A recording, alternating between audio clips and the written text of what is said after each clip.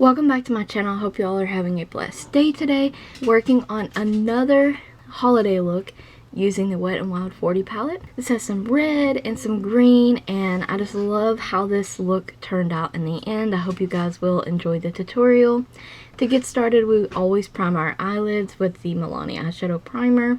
And I do have powder underneath my eye to catch fallout because some of these eyeshadows are really powdery.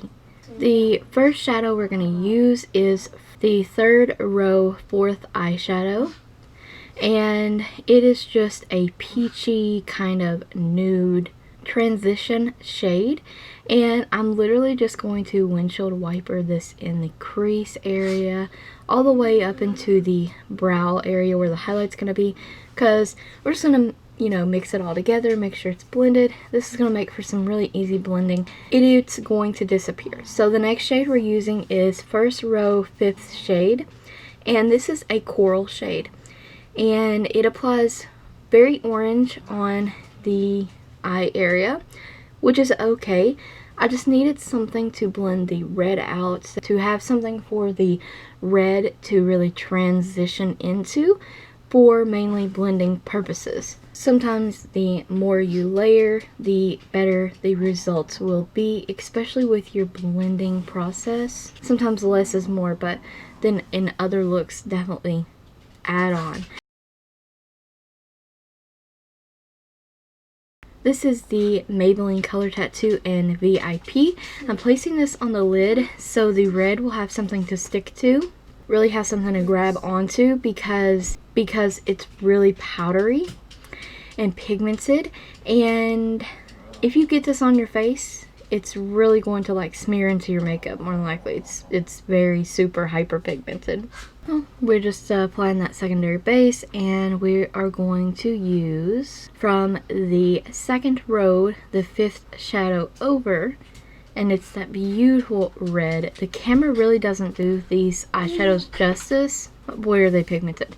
And I'm always showing me tapping off the brushes, and that's because, like I said, a lot of these eyeshadows in this palette are powdery, but they are so pigmented, none of that really matters. They're actually really good quality, and powderiness, whatever, we'll deal with it. So we're taking a flat shader brush and really pressing that into the secondary base and really working that all over the lid, and then you'll see me start bringing that up into the crease line just a bit. And mainly this is for the blending purpose, so the coral and the red will appear seamless once we blend them together. Just go over that a few times, add a little bit more of the coral shade, blending that with the red.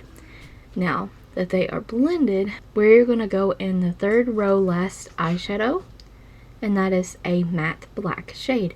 It's really neat about this palette, most of the shades are matte, and that's going in the outer corner.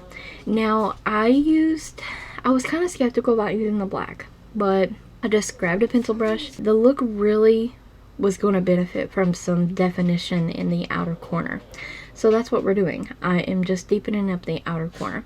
You can have a light hand with this, a strong hand with this. I definitely went on the stronger side, and I like how it came out, and the camera's having a really hard time picking up these bright colors sometimes, so some of the time it does look not blended, which really bothered me, but the look was blended, and sometimes it just looks that way on camera versus real life because it's a camera. And so here you'll see me go back into like all the colors we used except for the very first like transition shade, and I'm just going to work those colors back into, and we're just going to really brighten the look back up and blend out all the shades. Sometimes adding your shades back and going back and forth over top of the lines of the shades just obviously helps with the blending process. So next shadow is the third row first eyeshadow, and this is like a yellow toned vanilla shade, I don't know.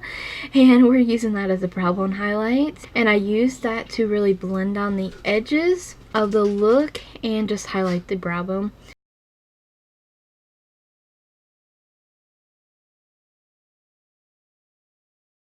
So we're bringing a little bit of the black on the lower lash line.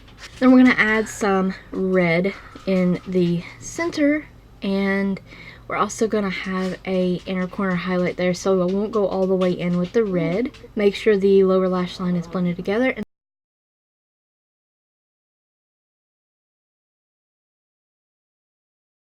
And this is the NYX Glitter Eyeshadow Primer. The stuff's amazing, and I started using this because the shade I love to use in the palette that goes in the inner corner, very glittery and shimmery.